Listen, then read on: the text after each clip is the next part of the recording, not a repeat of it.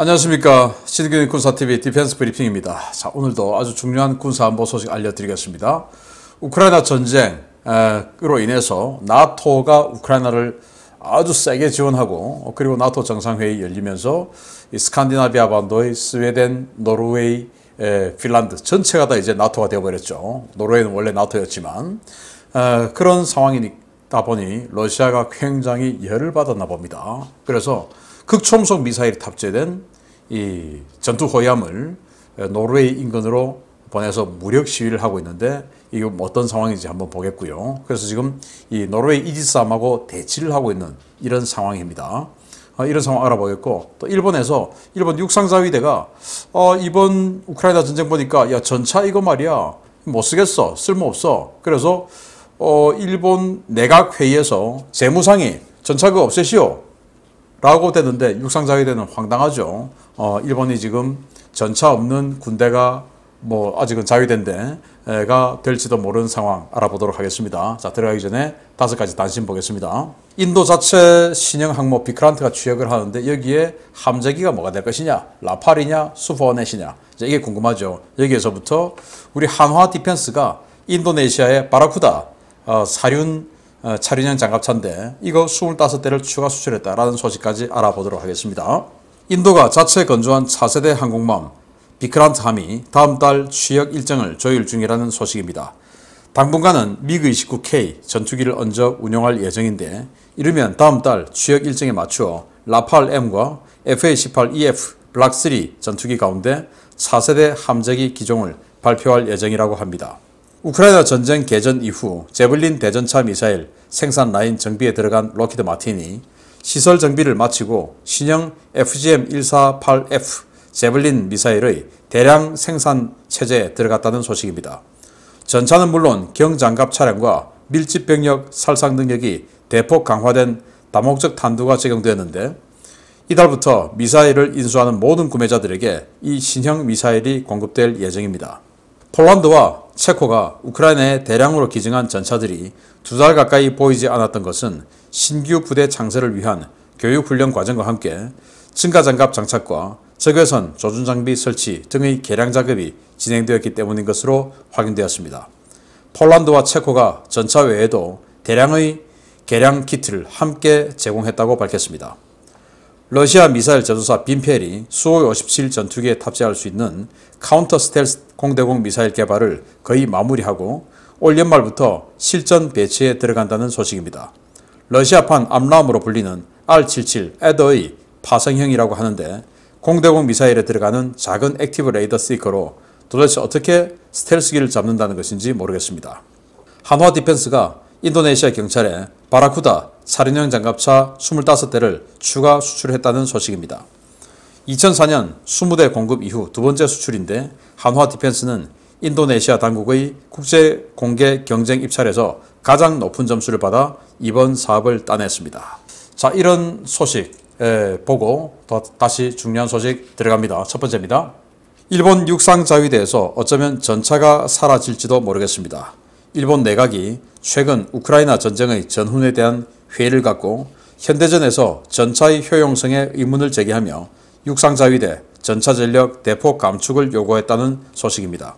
일본 내각이 최근 열린 회의에서 전차의 생존성과 효율성을 강하게 비판하며 육상자위대 전차 전력을 폐기해야 한다는 압박에 나섰다고 아사히 신문이 7월 6일 보도했습니다.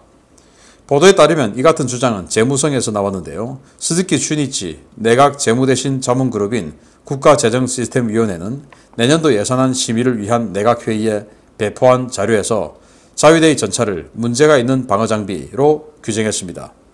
재무성은 우크라이나에서 숱한 전차가 제블린 미사일에 파괴됐다는 사실을 기억해야 한다 라며, 전차 대신 대전차 미사일을 대량 배치하면 비용 대 효과가 높아지는데 방위성은 왜 전차에 계속 의존하려는 것인지 국민들에게 설명해야 한다 라고 방위성을 압박했습니다. 재무성은 현재 육상자위대가 배치 중인 10식 전차가 지나치게 비싸지만 효용성은 최악이라고 지적하고 있습니다. 10식 전차는 2012년부터 한 달에 한 대꼴로 생산되어 육상자위대에 배치되고 있는데요. 내년 말까지 총 123대가 전력화될 예정이지만 재무성은 내년도 도입분 10여 대 예산을 전량 삭감할 것을 요구하고 있습니다.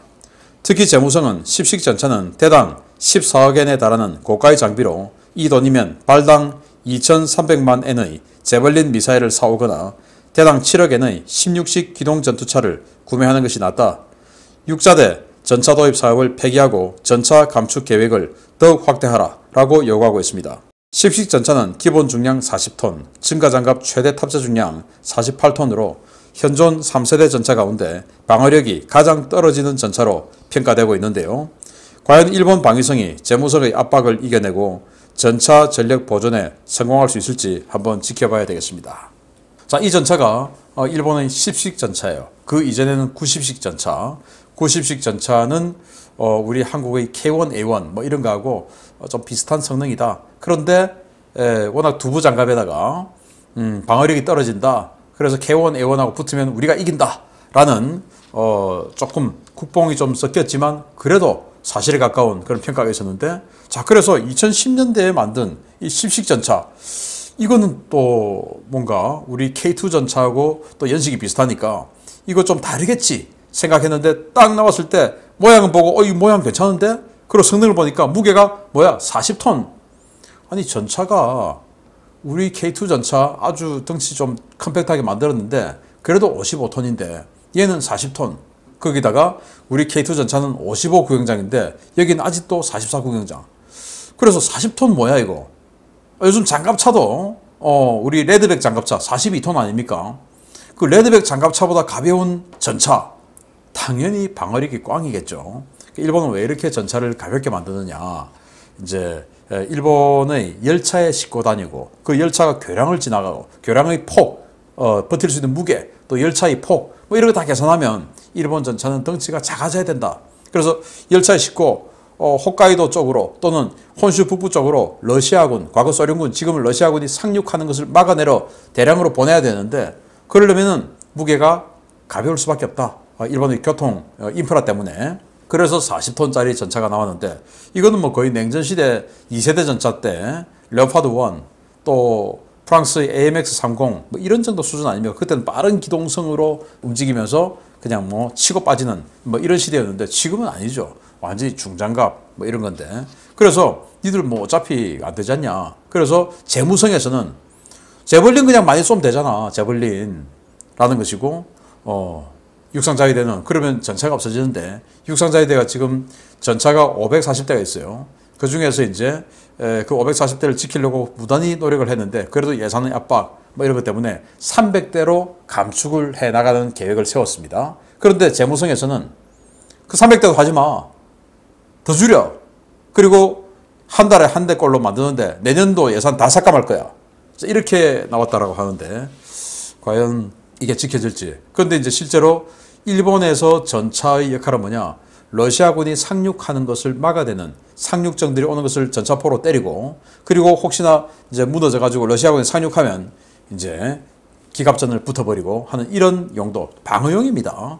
그러면 재무성 입장에서 어차피 방어용인데 제벌린으로 때리고 일본에 산 많으니까 뭐 여기저기 숨어서 때리고 하면 되지 않느냐라는 건데 이게 이제 공격용으로 사용될 경우에는 적진을 돌파를 해야 되거든요. 그래서 제벌린이 날아오든 말든 어쨌든 돌파를 해야 돼요. 그때는 전차가 돌파를 해야 되는데 일본은 현재는 전수방위 아닙니까? 그래서 방어만 하면 전차가 필요 없지라는 재무성의 말은 맞는데 일본은 지금 또 이 헌법 개정을 통해서 공격 군대로 자위대를 공격 군대로 지금 만들겠다. 이거 아닙니까? 그럼 또 전차가 또 필요하죠. 왜? 적진을 돌파해야 되니까.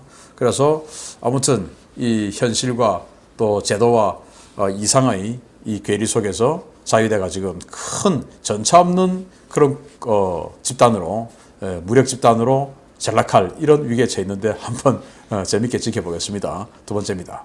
스웨덴과 핀란드의 나토 가입과 나토의 확장에 러시아 심기가 꽤나 불편한 모양입니다. 지르콘 극초음속 미사일을 탑재한 러시아의 최신 호위함이 노르웨이 영해에 바짝 접근해 노르웨이 호위함과 대치하는 사건이 발생했습니다. 러시아 국방함대 소속의 최신의 호위함인 애드미럴 고르시코프가 현지 시각 7월 5일 밤 노르웨이 연안에 바짝 붙어 접근하는 도발을 실시했으며 노르웨이 해군 호위함이 출동해 차단 기동을 실시했다고 노르웨이 합동참모본부가 현지 시각 7월 6일 밝혔습니다. 에드미럴 고르시코프 함은 지난 5월 28일 바렌츠해에서 지르콘 극초음속 미사일 실탄 발사 훈련을 실시하며 무력 시위를 벌였던 호위함인데요. 지난 7월 3일 바렌츠해 공해상에서 노르웨이 배타적 경제 수역에 진입한 뒤 5일 저녁 노르웨이 영해선에 접근했습니다. 노르웨이는 인근 해역을 초계 중이던 해안경비대 소속의 경비함 KV 베르겐을 급파하는 한편 한 명을 밝히지 않은 프리초프 난센급 이지스 호위함을 추가로 출동시켰습니다. 러시아 호위함은 노르웨이 호위함이 접근하자 영해선에서 거리를 벌린 뒤 영해선 밖 13km 거리를 유지하며 현지 시각 7월 7일 노르웨이 서부 해안에서 계속 남하하고 있습니다. 노르웨이 합참공보실 엘리자베스 아이클랜드 소령은 현재 러시아 함정은 공해상에서 AIS를 켠 채 항해 중이며 인근의 나토 연합함대 함정 모두가 러시아 호위함을 추적 중이다 라고 밝혔는데요. 현재 진행 중인 상황에 대해서는 작전 보완을 이유로 추가 정보 공개를 거부했습니다. 에드미럴 고르시코프 함은 지난 2018년 취역한 5,400톤급 신형 호위함으로 9M96 장거리 함대공 미사일 32발과 S400 해상형 방공체계, 지르콘 또는 야혼트 미사일 8발 등을 갖추고 있어서 현역 러시아 해군 함정 가운데 최강의 전투함으로 평가되는 군함입니다. 나토 정보당국은 러시아 해군의 이번 기동이 의도적인 무력 시위 의도가 있다고 보고 해당 함정을 지속적으로 모니터링하고 있는데요. 고르시코프 함은 이달 말 상트페테르부르크에서 열리는 것으로 알려진 해군의 날 기념 행사에 참석할 것으로 예상되고 있어서 항해 경로상 나토 국가들을 상대로 한 추가적인 무력 시위 가능성도 배제할 수 없어 보입니다. 자, 바렌츠해를 돌아서 북방함대에서 나옵니다. 이 고르시코프 함이. 이 고르시코프 함의 무장이 무섭죠. 지르콘을 8발 탑재할 수 있는데 지르콘은 1000km 마 10의 속도로 날아갈 수 있는 극초음속 미사일이에요. 자, 그러니까 이게 이제 쭉 지나가면 서유럽 전체가 발트해 쪽으로 들어오면 서유럽 전체가 타격권에 다 들어오는 그런 상황이죠. 물론 뭐 지금 서유럽을 직접 공격할 리는 없겠지만 아무튼 그런 무장을 한 능력이 있는 군함이 노르웨이 영해로 쓱 들어온 겁니다. 그래서 이 해안경비대, 해경이죠. 해안경비대 경비함이 가서 마킹을 했는데 그것도 무시하고 계속 위협을 했는데 이제 노르웨이의 난센급 이지삼이 있죠. 그 이지삼이 가서 마킹을 하니까 이제 쓱 빠져서 한 13km 밖에서 영해 밖에서 이렇게 계속 자극을 하면서 내려오면서 AIS 자기 위치 정보를 껐다 켰다 나 여기 있어 라고 하는데 자 그럼 노르웨이를 따라 쭉 내려오면 이제 발트해로 들어가죠. 그럼 덴마크 앞으로 들어가면서 또 스웨덴 그리고 이제 핀란드 뭐 이런 쪽을 계속 압박하면서 네덜란드까지도 다 압박하면서 이제 들어가는 건데 칼리닝그라드 이슈가 있어서 지금 이러는가 봅니다. 칼리닝그라드가 이 발트해 연안 3국으로 인해서 지금 따로 떨어져 있는 러시아 영토죠. 그래서 이 발트 3국 그 중에서도 리투아니아를 거쳐서 그동안은 육상 보급을 칼리닝그라드에 해줬는데 EU에서 이거 해주지 마 라고 해서 리투아니아가 그 결정을 집행을 한 겁니다. 그래서 리투아니아를 통해서 철도나 도로를 통해서 칼리닝그라드에 있는 이 발트 함대에 보급을 해줘야 되는데 그걸 못하게 하니까 또 뭐 함대만 있습니까? 그게 많은 주민들이 있겠죠. 그 보급을 못하니까 이제 상트페테르부르크에서 해상으로 돌아와서 칼리닝그라드에 보급과 뭐 여러 가지 물자를 지원해줘야 되는데 그 주민들이 또 얼마나 불편하겠습니까? 여기에 이제 러시아가 완전히 지금 열을 받아 있는 상태고 그래서 니들 언제든지 우리가 공격할 수 있어 라는 무력 시위 그리고 7월 31일인데 이번 달은 올해는 7월 마지막 주 일요일이 해군의 날이라고 해요. 러시아가. 그 기념으로 상트페테르부르크에서 또 칼리닝그라드에서 또 무력 시위 한번 하겠죠. 그 참가차 내려오면서 이렇게 나토 국가들을 향해서 무력 시위를 하고 있는데 뭐 이런 것들이 우발적인 충돌로는 이어지지 않았으면 좋겠다. 자 그러면서 지금 이제 전 나토 국가들의 이 함대 또 상세함대 있죠. 발트 해 쪽에 나토가 발트의 상세함대 하나, 지중해 상세함대 하나 이 연합함대를 꾸리고 있는데 그 발트의 상세함대와 고르시코프 함이 대치를 하는 이런 상황까지 가고 있다라는 건데 뭐 더 이상 뭔가 진짜 부딪히는 일은 없기를 바랍니다. 마치겠습니다. 감사합니다.